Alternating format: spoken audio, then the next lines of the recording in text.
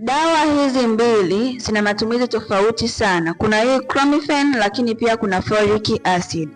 Sasa hii Clomifen ni kwa ajili ya kusaidia upevushwaji wa mayai mengi sana kwa mwanamke, lakini pia kuweza kumsaidia yeye kuweza kupata ujauzito kwa urahisi.